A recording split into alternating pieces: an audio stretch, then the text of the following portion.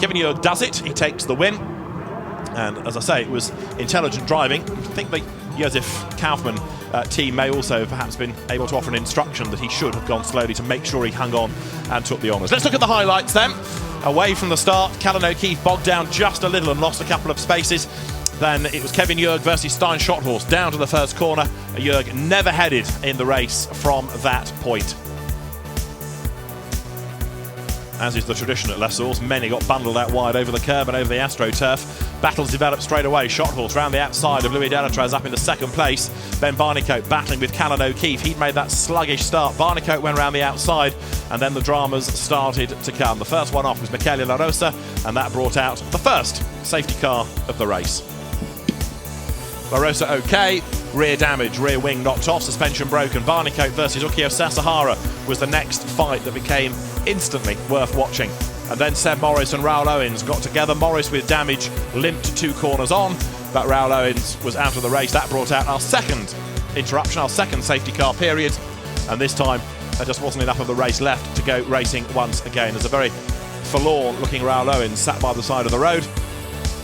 It was a run to purely the checkered flag, the race not properly restarting. So Kevin Jörg took the honours. The championship incidentally moves to Assen next, then to Most and the Nürburgring, supporting the Blancpain Endurance Series in September for the grand finale. Kevin Jörg the winner from Stein Schotthorst and Louis Delatraz. Gustav Malya 4th, Ukio Sasahara 5th, ahead of Ben Barnicoat and Matthew Graham. Stefan Rina 8th, ahead of then Ricard Janssen. In 10th, Jake Hughes. Then for 11th place was Roy Geertz, and finishing in 12th, Jules Gounon. Cedric Freiberghaus was ahead of Martin Kodrich. Callan O'Keefe 15th in the end after Ryan Feiter had a spin for 16th. Julio Moreno 17th. 18th place is where you find Andrea Barquera, David Richer 19th, and Harry Silmanen rounding out the 20 who made it to the finish. After that, drivers with dramas didn't get to the flag, sad to say. Well, Formula Renault 2-litre NEC, the Northern European Cup, always generates good racing. It's a shame there wasn't a little bit more of it in today's race. Murphy's Law, isn't it, that the one that goes for television is the one that has all the dramas in it. But yesterday's race only had the one non-finisher, Callan O'Keefe, and it was won by Kevin Jörg by 9.6 seconds. Today, a very, very different story, but largely because of the safety car periods that we've been talking about. And the championship moves from Spa to Assen, which will be a real test for them, because Assen, of course, is more of a motorbike circuit these days. It's not that wide, and Formula Renault, not the easiest of cars, single-seaters with wings in general, not that easy in which to overtake, so that'll be a real test of the drivers in qualifying. Then it goes to Most in the Czech Republic, and the Nürburgring, the modern-day Formula 1 Grand Prix venue, for the final brace of races in September. And that is a weekend with the Blancpain Endurance Series. It's a really good weekend of racing, so it's a chance. I would encourage you to go and watch in the flesh rather than on the streaming, to go and have a look at the cars across all the categories in action that weekend. But Kevin Jörg, who came into the weekend 15th in the championship, having not done more than one weekend. He didn't do Silverstone, he didn't do Hockenheim, but now with 2 wins this weekend, he really, really does punt himself up the order.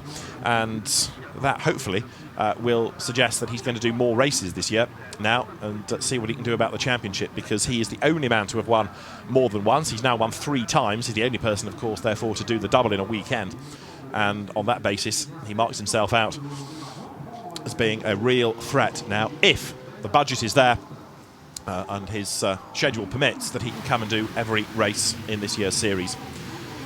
Ben Barnicoat, having taken over the lead of the championship yesterday, had a win at Hockenheim. He's now dropped back again in the championship standings after 6th place. Frustrating race that for Ben. He got himself involved in that early battle with Callan O'Keefe, and it never really developed for him. You could argue that he never had a proper crack of the whip, because every time he was about to do something, out came the next safety car period. So that was a frustration for him, inevitably.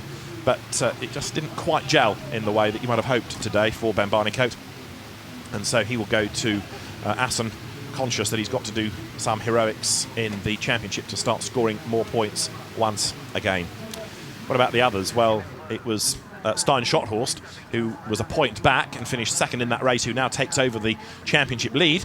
Stein Schotthorst with a 4th yesterday and a 2nd today, equaling his best result of Hockenheim. So he's not had a win yet, but he's leading the championship, and he's doing it kind of by stealth, isn't he? Racking up the points, keeping out of trouble, doing a good solid job race by race, and Stein Schotthorst now becoming a real factor for the championship this year. He drives for the successful Manor MP Motorsport team that's grown out of Manor Motorsport, which used to be John Booth's team. Of course, John now running the Marussia Formula 1 squad. Tony Shaw having taken over Manor Motorsport and some Dutch influence, making it Manor MP Motorsport. And Stein Schotthorst starting now to show his worth in that team, starting in that race. Third on the grid and coming through for second spot. So Formula Renault 2-litre neck has the drivers making their way up to the podium, and as I say, we've still got a further 7 races to go rather, because there's a triple header as well to come before the end of the season. The Assen and Most races having a little bit more space in the timetable, whereas the Nürburgring weekend, the championship finale, is rather tighter packed. The race is here running as a support race to the Total 24 Hours of Spa, which always generates a big crowd, and it's starting to fill up nicely here at the home of the RACB, or Automobile Club of Belgium. More and more of the guests, more and more of the fans arriving, ready for the main focus of Belgium's motorsporting year, the 24 Hours, which begins at 4:30 this afternoon.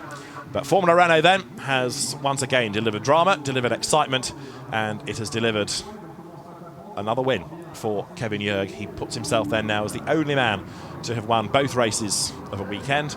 He's won 3 races of the championship season, 3 out of 9, which is more than anybody else. So he marks himself out as the winningest driver thus far in the championship season. And he will make his way up in a moment to the podium to be joined by Stein Schotthorst and Louis Delatraz at the end of another intriguing 9th round of the championship. Many drivers, I think, will have a hard luck story that they couldn't get on with the job. They couldn't get on with the overtaking because there just wasn't enough proper racing time in the event itself. But come the end, it was all about Kevin Jörg, and the driver that started on pole position for Josef Kaufmann Racing dominates the race and scores that 3rd victory of the season. Kevin Jörg, the man to beat for the remainder of the season, as I say, but assuming that he does continue for the rest of the year. So Formula Renault 2-litre moves from Spa to Assen for now. From Ben Constanduras and David Addison, bye for now.